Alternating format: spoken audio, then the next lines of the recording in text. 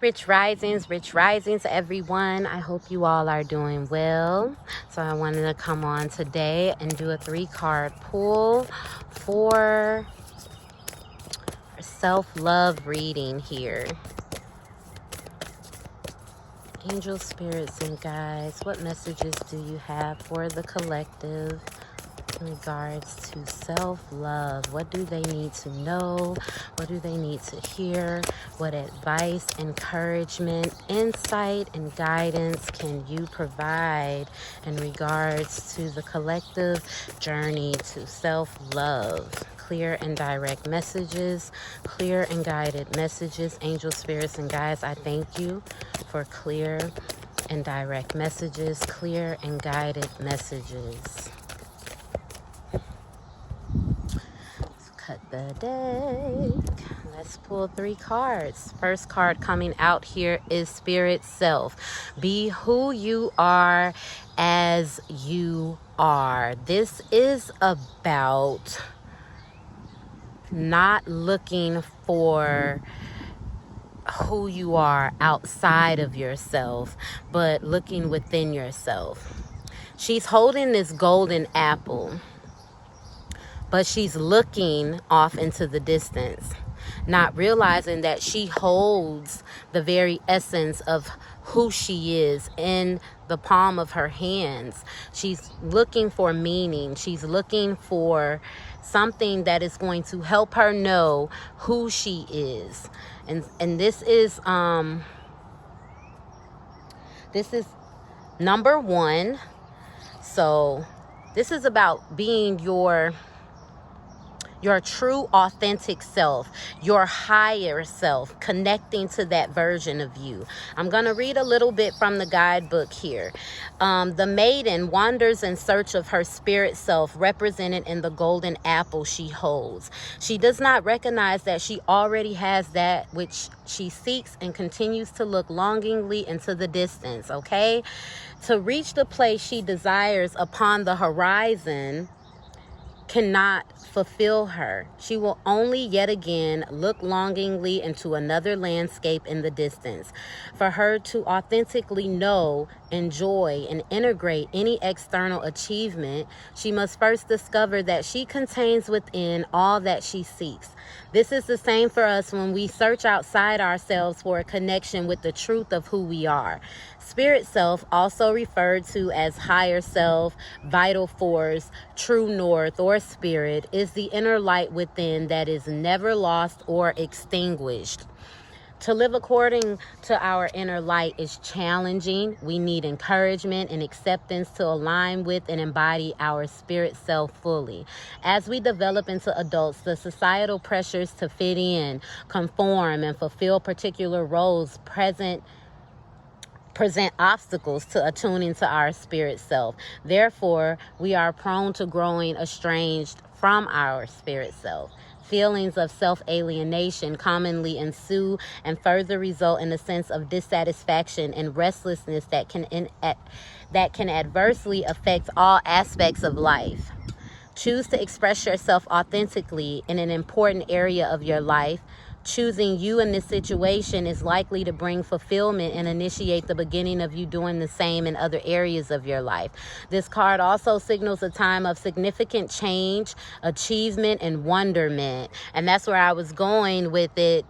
Being number 1, this is about new beginnings. This is about things kind of changing, like some transformation taking place here. So some of you may be experiencing that awakening or that transformation by really coming into knowing who you are, by also addressing the things that you've attached to yourself and identified with as being who you are, realizing that you're none of those things actually.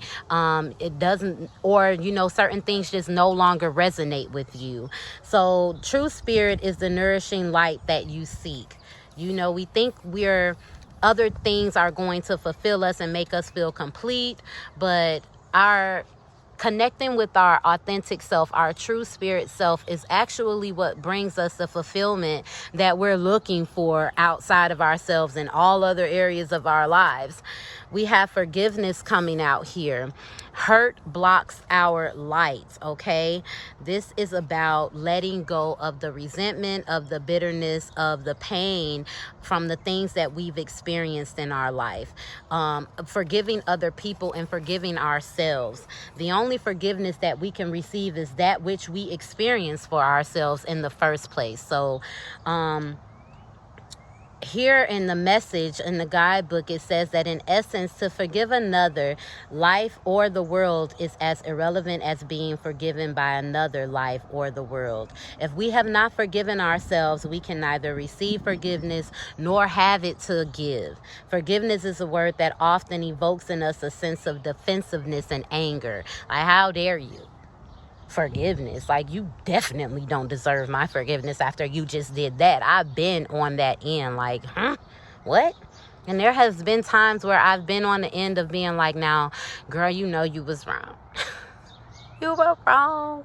And I carry that guilt, that blame, that shame with me, and it's very hard for me to forgive myself. So even when someone else has forgiven me for my trespasses against them, it's been very difficult for me to receive that forgiveness from them because I have yet to give that forgiveness to myself. So I found myself in this toxic loop of pain, blame, shame, and guilt, just continuously over and over again, because I haven't forgiven myself and I haven't received the forgiveness from the other person. Forgiveness, when exploring the concept of forgiveness, the key lies in the word wrong and not in the doing or the doer of the wrong. Every happening is neutral in and of itself, and as indifferent as nature.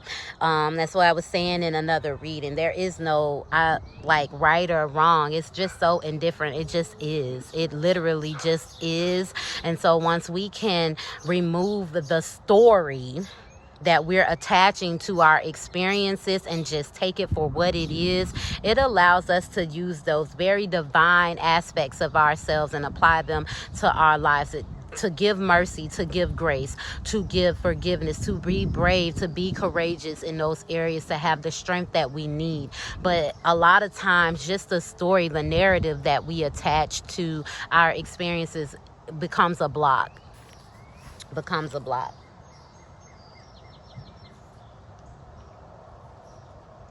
So that light of love releases you from the pain and suffering of believing in what is not for you. Love releases you from the bondage of pain, the bondage of those lower vibrational frequencies, from holding on and not forgiving. The next card out we have is accountability. Responsibility is a gift of love to yourself and others. So, on this self-love journey, self-awareness is key. It is the most important thing. Becoming aware of self. Some people have the wrong idea when it comes down to self-love, thinking that being able to notice other people's shortcomings, or, you know, what we consider shortcomings, is what uplifts us if we, you know, choose to avoid certain things. I just think that, you know, self-love can be so misconstrued, and it really boils down to us connecting to our authenticity and allowing that to shine bright, to come out from the inside out, and also being able to release those things that have us bogged down in these lower vibrational energies, and being able to hold ourselves and other people accountable is absolutely important. It's so very important.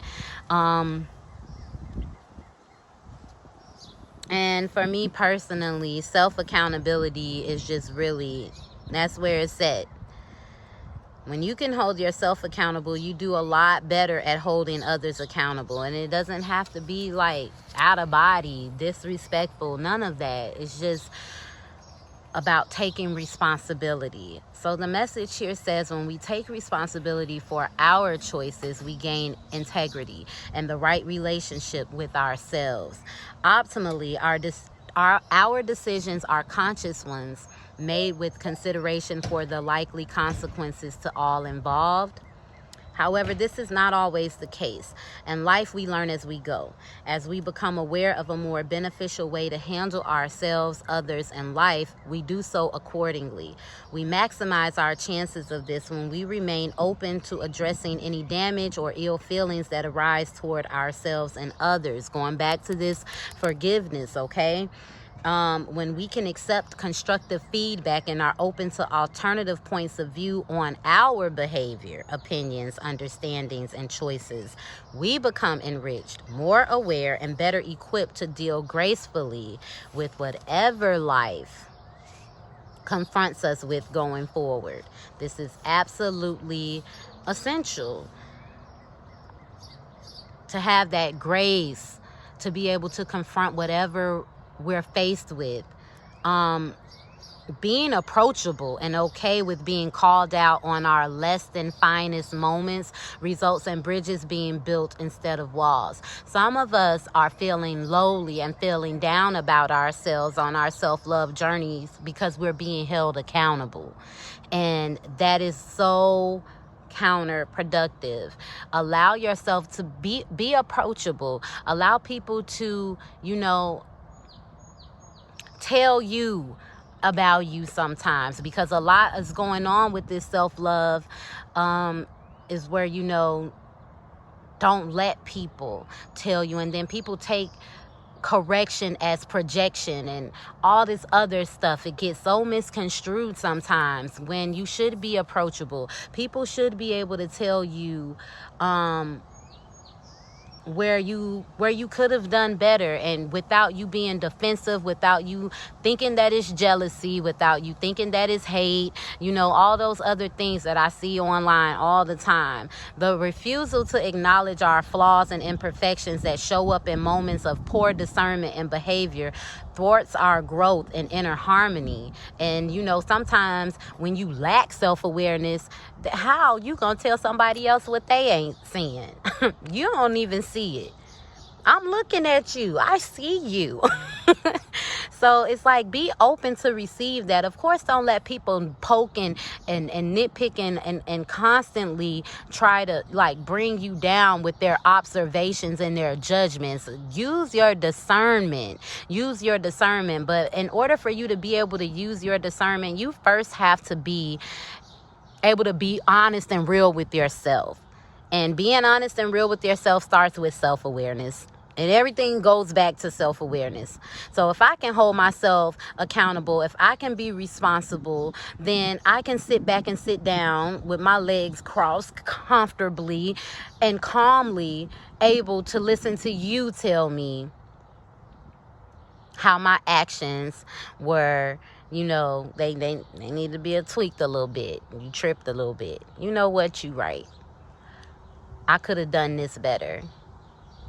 I allowed this to overtake me, and it took me here, and I hurt some people in the midst, and I'm sorry. It's just seriously about acknowledging the fact that you do have some imperfections, and sometimes we bleed on other people. That's just the truth of it. The work required to address our shortcomings can trigger challenging feelings of failure, insecurity, denial, anger, resentment, fear, self-loathing, and shame. And that's what I was saying. Some of us are struggling in our self-love journeys right now because we are tussling with other people addressing our shortcomings, and then turning around and tussling with ourselves about our shortcomings. And Spirit is saying at the heart of it, you are this beautiful, divine, golden light, or you are a beautiful being. Your very essence of who you are is so beautiful, so powerful. And with that comes the ability to be able to extend grace, to extend mercy. First with yourself, being able to forgive yourself, understanding that even with all this beauty and magnificent, powerful energy that we are still in this human form to gain lessons, to evolve spiritually. And that ain't perfect. That ain't no cookie cutter. Like, man, we go through hella shit to get to the point where we learn. Like, we really learn. It's like riding a bike. How many times did you get scraped up knees and elbows before you finally stopped falling and was able to coast down the street on your bike? Anything that we tried, anything that we're learning, and our souls are evolving and learning all the time. So we shouldn't be so hard on ourselves, and with that, also not be so hard on others either, because we're all connected. We're all in this thing trying to get the most that we can get from these experiences in this human form. So at the bottom of the deck, we have radical honesty here. It says to believe in the facade is to suffocate in the armor of alienation, self-defeat, and self-denial. Be real with yourself. Be honest with yourself. It allows you to be able to receive, the truth of others. It allows you to be able to be truthful with others. So that's the message that I have for you. I thank you all so much for tuning in and watching. I hope you were able to take something away from this reading. If it resonates, definitely like, comment, subscribe, share this with someone if you feel like it may be beneficial for them. Always welcoming in new subscribers. This is my passion. I've had to overcome some fears myself to really put myself out there, but I love to uplift. I love to encourage. I love being a clear channel for spirit to deliver messages for the collective. I want to continue to grow and build this community. So just subscribe, hit that notification bell so that you know when I post new videos. I hope you all have a very, very, very beautiful day. I'm sending lots of love and healing light to you. Please take away from this message overall the power in connecting to your true authentic self, the power in extending grace and mercy to yourself and others, and the power of holding yourself accountable and being honest with yourself and others. I love you all so much. See you in the next one.